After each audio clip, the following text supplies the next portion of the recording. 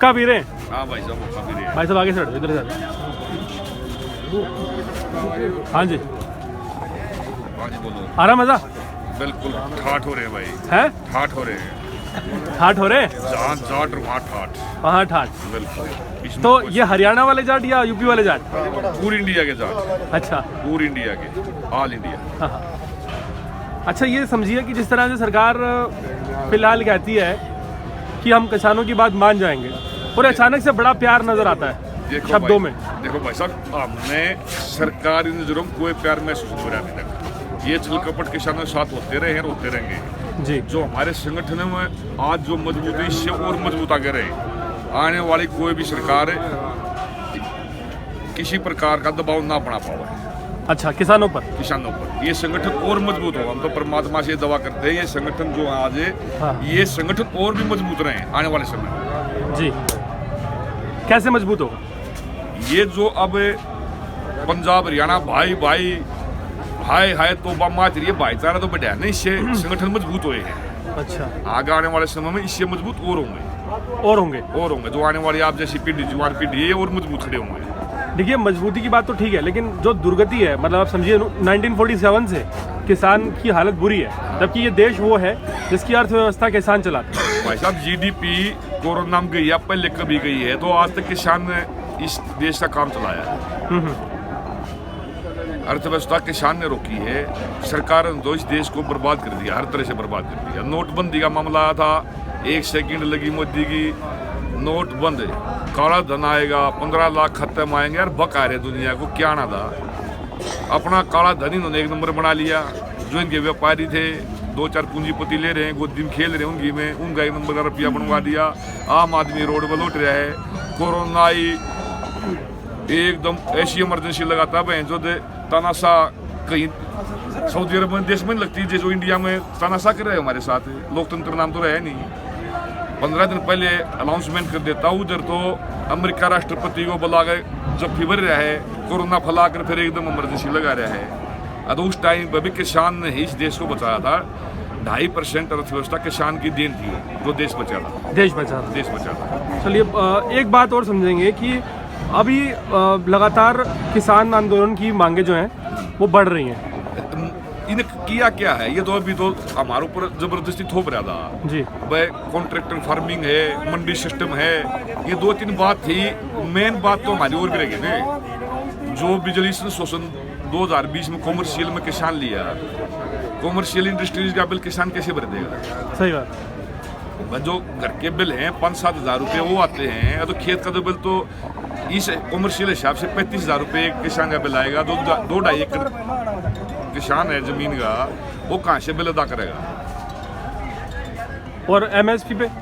MSP तो एक normal बात है भाई साहब, बड़ी बात नहीं है जी। अब 1 साल में ज्यादा बात ना कहेगा, डीजल पेट्रोल की बात आंकड़ा लेते हैं। भाई जनता ऊपर बोझ है, राष्ट्रपति से पीएम तक सारा बोझ जनता ऊपर है। ये अपनी तनख्वाह बढ़ा लेते हैं, शिया मरे कुछ ठाठ लो, विदेश में जाओ, किसका पैसा हो? हमारा पैसा है, हमारे ऊपर एहसान क्या करिए सरकार जनता ऊपर? एमएसपी दो इसको, वो बड़ा मुद्दा नहीं है। अब ये डीजल पेट्रोल का था, 1 साल का पूरा आंकड़ा इतना वेट था हमारे ऊपर है, 23,82,000 करोड़ रुपए गवर्नमेंट के पास गए पैसे जी। तो एमएसपी को इतना बड़ा मुद्दा नहीं है। ठीक है, पंजाब हरियाणा है, 1-2 फसल पर मिल जाता है इनको, वो भी सभी फसलों पर नहीं मिलता जी। 2250 बाजरा रख दिया, 1200 बाजरा नहीं बिका। सरकार के मतलब 2250 रुपए रेट सरकार ने रखा है। हाँ, गवर्नमेंट का रेट हरियाणा में एमएसपी 2250 था सेंट्रल गवर्नमेंट का जी। वो 1200-1400 बिका बाजरा किसान का, नहीं बिकता, मतलब उसमें ज्यादा नहीं बिकता, वो नहीं बिका। सरकार कह रही है एमएसपी था, है, रहेगा। तो वो जनता बेवकूफ किसान नहीं है, पढ़ा लिखा है। शायद जो प्रधानमंत्री है अपने देश का, एक मोटे शब्द में बता देता हूँ, उससे तो किसान 80% ज्यादा पढ़े लिखे बैठे, पीएचडी किए हुए, जो हमारे को समझ रहे हैं वो बेवकूफ समझा रहे हैं। हमसे कुछ उसमें समझना चाहिए कि देश कैसे बचे, कैसे चले, कैसे पूंजीपतियों से मुक्त ये देश रहे जी।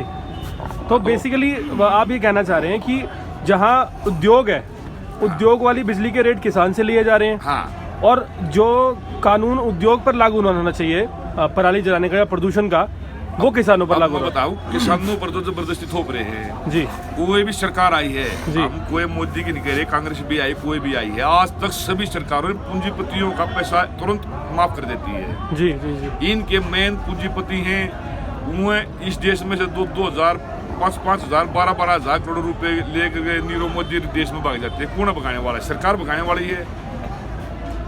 जी और किसानों के ऊपर ये इंडस्ट्रीज का बिल थोप रहे हैं, इंडस्ट्री को मुनाफा दे रहे हैं, उनके कर्ज माफ कर रहे हैं, जबरदस्ती करे किसान के साथ। ये चलेगी, बिल्कुल चलेगी। कैसे समाधान निकलेगा?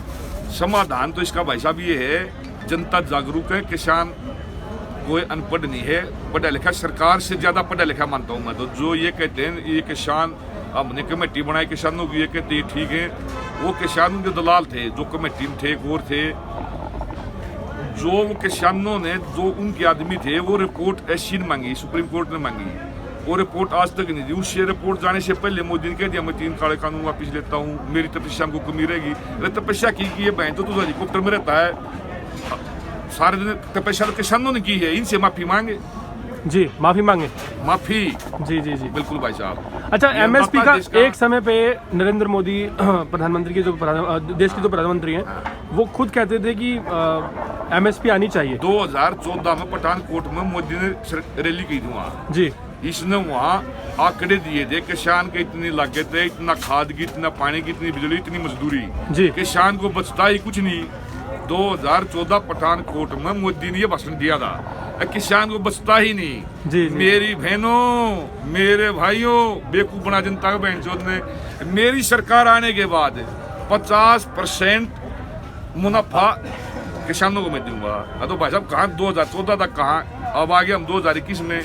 वो मुनाफा जो रोटी सूखी आली खा रहा है, किसानों को भी खो दिया हमारा। तो नुकसान हुआ जो इससे? मिले तो बहुत किए इसने। इससे नुकसान हुआ आपको? इससे नुकसान तो भाई साहब ये देखो ने, ये जो समर्थन मूल्य गवर्नमेंट ने रख दिया, जी 10 व्यापारी से मिलकर के 90% आदमी बेवकूफ बना रहे हैं, जी कर वो रेट ले रहे हैं, तो नुकसान तो होगा, जिम्मेदार को लाभ हो रहा होगा। अच्छा, जमींदार और किसान को सरकार जो है अलग अलग तरीके से क्यों देखती है? अलग तरीके से राजनीति होंगी, उन्हें राजनीति करनी है, कुर्सी नहीं जाए, किसान मरो या मजदूर मरो, उन्हें क्या मतलब है? जी उन्हें तो अपनी कुर्सी चाहिए ने।